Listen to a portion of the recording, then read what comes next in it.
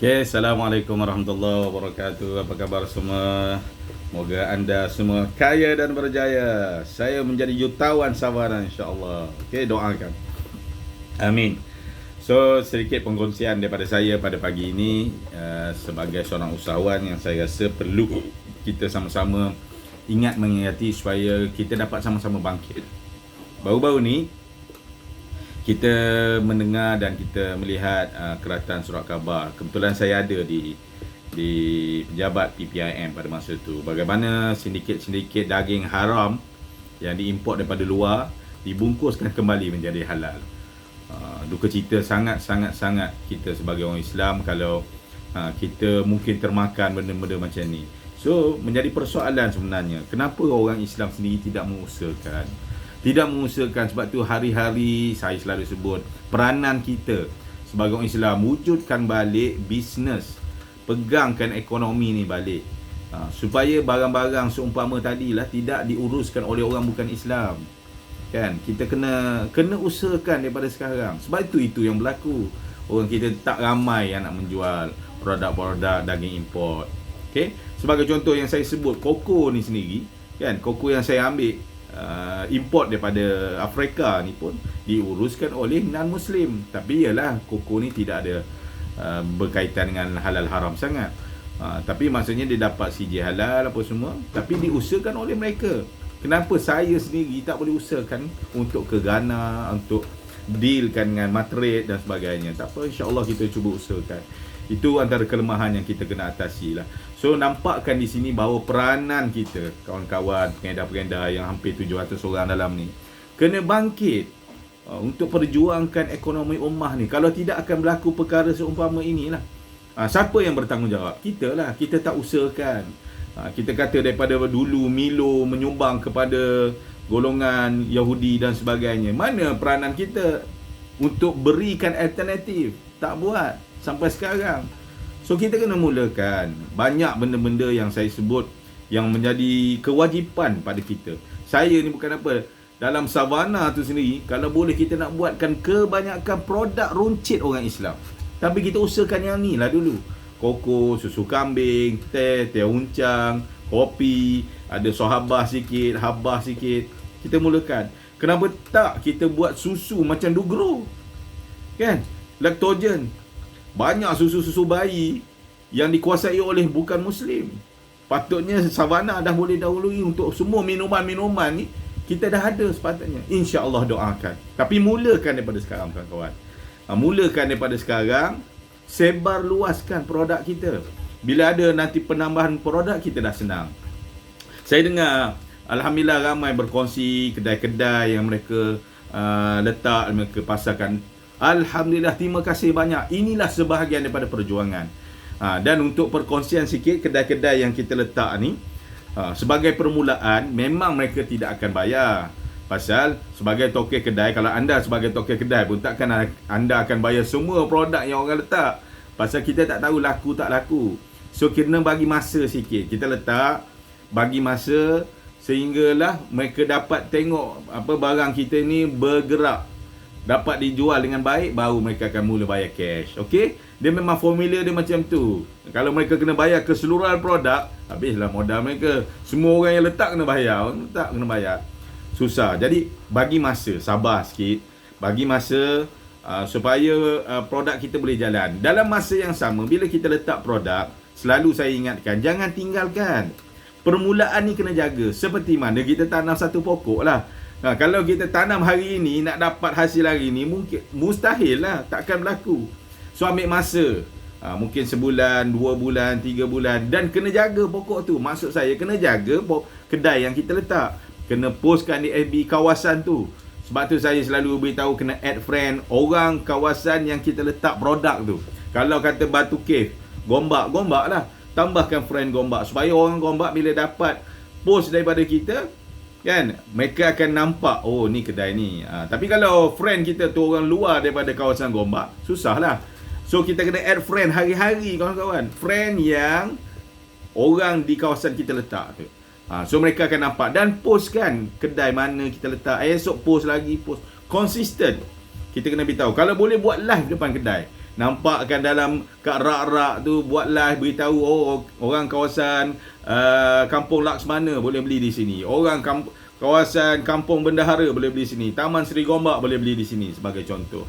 So banyak benda yang kita kena buat. Maksudnya bila kita masuk kedai, kita kena promosikan di FB percuma. Buat di WhatsApp status percuma, Instagram percuma, buat live percuma. Kena buat untuk support kedai ni.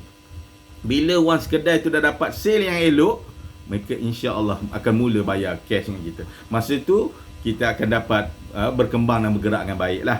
Okey, so ini permulaan. Kuasai parlimen anda. Bucu mana lagi yang tak ada kedai letak? Pasal bila kita dah dapat kita punya momentum tu, mereka akan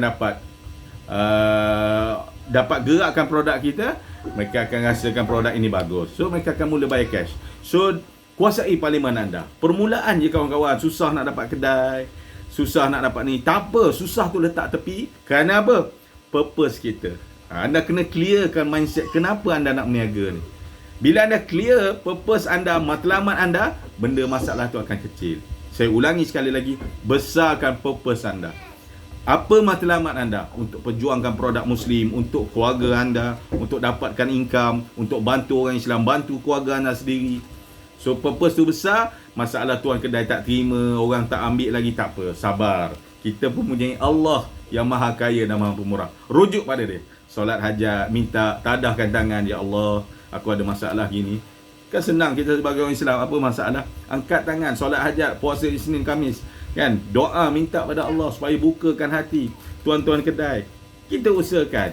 Okey? So, permulaan saja. Dapatkan kedai-kedai walaupun mereka tak bayar lagi. Jadi kita teruskan supaya kita boleh kuasai parlimen kita. Senang lepas-lepas ni. Dan juga buatlah. Macam kita kata buat aiskrim depan kedai, bagikan pamphlet depan kedai supaya tuan kedai akan rasa dihargai. Wah, bagus. Dia ni bukan saja dia letak, dia promosi pula kedai kita. Orang lalu bagi aiskrim, bagi pamphlet, nak beli kat dalam. Nak beli kat dalam. Kita mulakan. Kalau kita tidak pun boleh upah anak-anak saudara, kawan-kawan, budak-budak duduk situ bagi RM10, kan, duduk bagi aiskrim. Kita boleh usahakan lah, bukan semestinya kita boleh buat. Tapi permulaan, bila orang dah kenal, insya-Allah dia akan repeat. Tak perlu kepada promosi sangat. Kan?